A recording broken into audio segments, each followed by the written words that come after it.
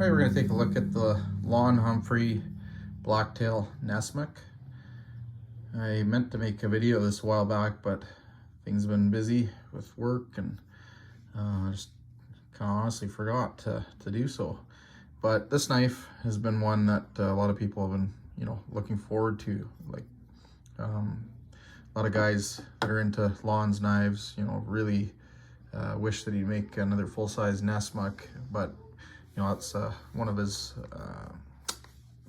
whatever you call it, more custom versions of his knives. So he's got the outlaw version of some of his knives, which are quite special, only available to people in his forum, and then these are his more production run versions of the knives.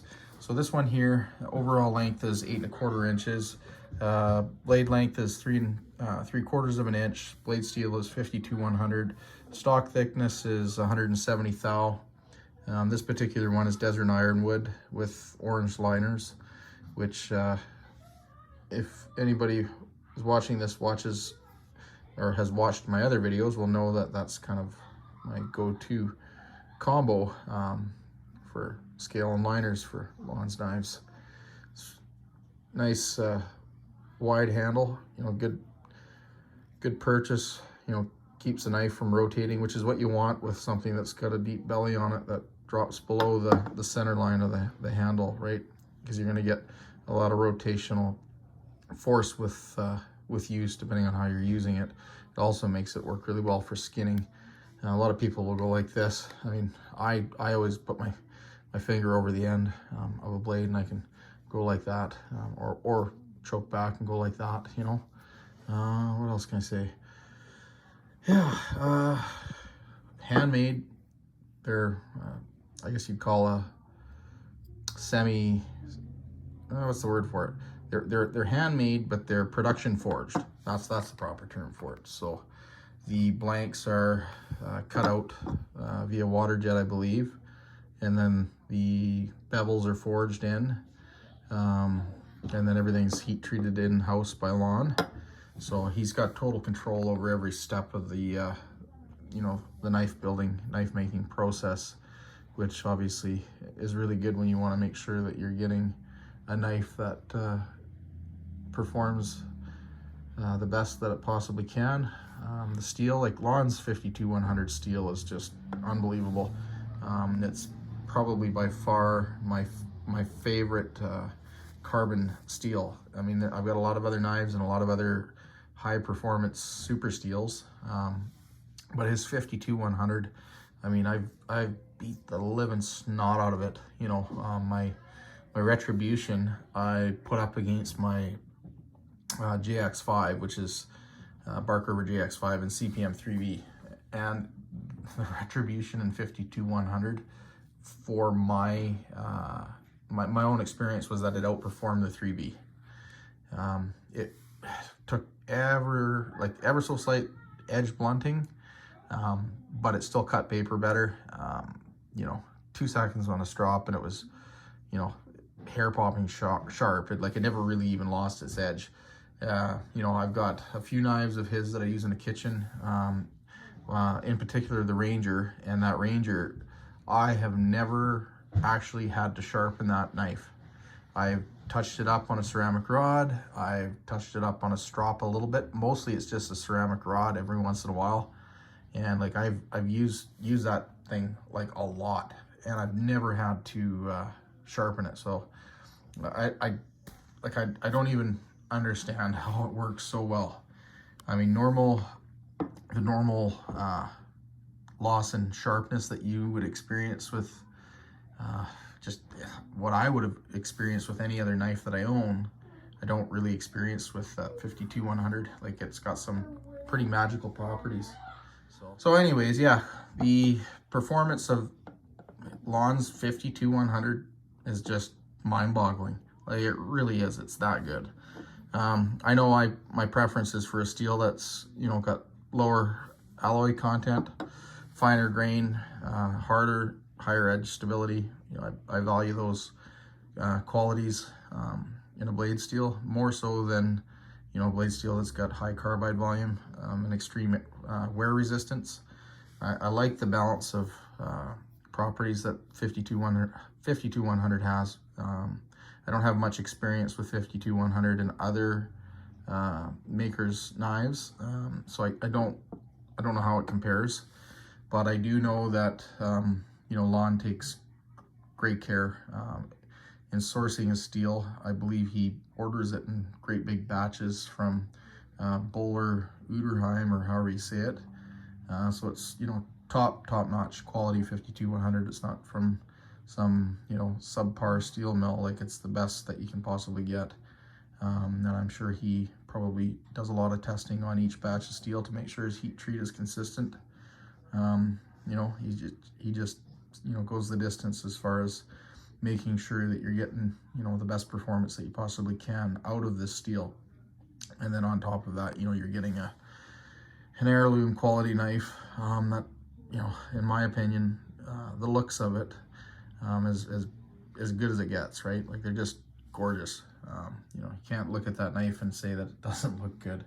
It's a stunner. I mean, anybody that sees any of the knives that I have from Lon, you know, if I got them on, obviously have one on my belt just about all the time, like, they're always just jaw dropped. They're like, wow, you know. And I, of course, you know, tell them about them and, you know, what I think of them, and they're like, holy smokes, you know. Especially to a non-knife person, you know, they see a knife like this and right away they're impressed, you know. And that kind of says a lot, right? Because your average person that isn't into knives, you know, if you pull out a Spyderco or, you know, any number of production knives, like, they're not gonna respond to it. They're not gonna be like, wow, what is that, you know. It's not a conversation starter. Whereas, you know, any one of these knives are, you know, it catches your eyes. You know that you know, somebody spent a great deal of time making it, and a great deal of experience and knowledge has gone into making a knife like this. And when you pick it up and handle it, you know, it shows, it feels like it translates into your hand. And that's really what it's all about, you know, besides, you know, visually what catches your eye when it comes to picking out a knife. I mean, you want to have that connection with the blade when you pick it up. I mean, it's like an intuitive sort of thing, right? You handle the knife and it just feels right. Like, you know, the handle might be, it's a little bit on the smaller side, but this is a hefty little blade. Like, I mean, I've got larger hands, and it's a little bit cramped, but it's not bad. Like, I like it. I mean, I've got no complaints. I mean, in use, it's gonna be good. I've got the Blacktail as well, which is a really nice little knife. I've got the Gold Digger, and I believe they all share the same handle design in there. No, the Gold Digger I think might be different. I gotta look. But in any case, I mean, every one of his handles are, for me, have been perfect. Like, they've been really good. No complaints. There's no issues with them really being too small. Some blades I get, you know, and I think when you think about it, it's probably that he's making them for his hands, and his hands, you know, for whatever reason, you know, his hand shape and what works for his hands works well for mine. And I think that's probably the case for, you know, anybody with average to larger size hands. If you got small hands, I think it would work equally as well. But yeah, no, I don't know what kind of milling inside here there would be to lighten up the handle. Balance point on it is slightly forward heavy. Like, it's hard to balance this thing, actually, because it is just, I can get this on right about at the not the choil, but the first finger position of the handle. The stout blade, I mean, it's going to be a good all-around knife. I mean, you carry it every day. It's a little bit maybe big for some people. I mean, for me, I don't have any problems carrying a knife of that size. Oh, the other thing I was going to show is the sheath that comes with it. That's a little different than than usual. So the knives used to ship with sheaths that were made by the Amish. On this particular run, I didn't use those sheaths. This is a sheath from, I think, Blind Horse Knives. Like, it's a really nice quality sheath. A little bit on the larger size for the knife. Full-size pouch sheath. The only gripe I would have with this particular sheath is the rivet. It does go all the way through. You don't have to seat the blade into the sheath that far that the handle is going to hit it. I mean, it's going to be right close, basically at the Ricasco there. What else can I say? Yeah, it's like top quality sheath. Like, no issues, no complaints.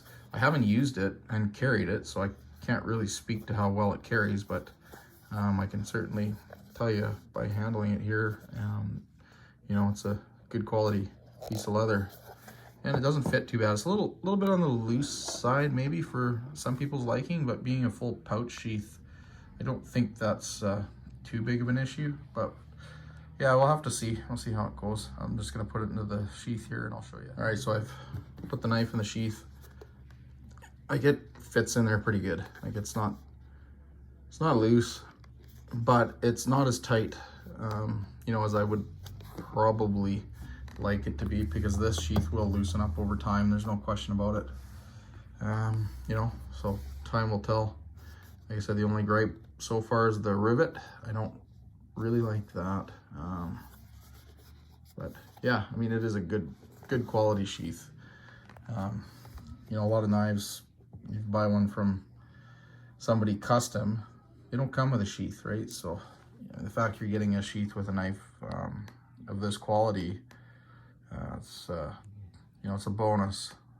I mean, I'd buy this knife, you know, for the price that they're selling them for, and be happy to do so, knowing that I had to, you know, get a custom sheath made for it to my liking. So the sheath might not be perfect, but it's pretty darn good, and the fact that it comes with one, I mean, I'm happy with that. So yeah, I'm just trying to think here what else I can say about this thing. It's just it's a really nice little knife, you know, beautiful Nessmuk pattern, you know, which will appeal to a lot of people, including myself. Good versatile blade shape, good skinner. You know, it's a tall enough blade, like a wide enough blade, that it'll have good slicing ability as well. Yeah, and it's stout. Like, it's not a thin blade stock, right? So you could actually use it. You could baton wood with it. You could, you know, you could do all sorts of stuff with it. More stuff than you probably should be able to do with a knife of this size. But yeah, I'm just trying to think. There's probably not too much else I can think of to mention. I mean, I do know that they are still available, so if it was a knife that you're interested in, you can still pick one up. They do sell out pretty quick. This is a recent model, so the availability should still be pretty good. But yeah, let me know what you think of this knife in the comments. You know, let me know if you've watched any of my other videos where I've showed the knives that I have from Lon Humphrey, and let me know what you think of this one in comparison to those. And if you have any suggestions on making a comparison video of this knife compared to one of the other knives I have in my collection, let me know. I'd be happy to make one for you.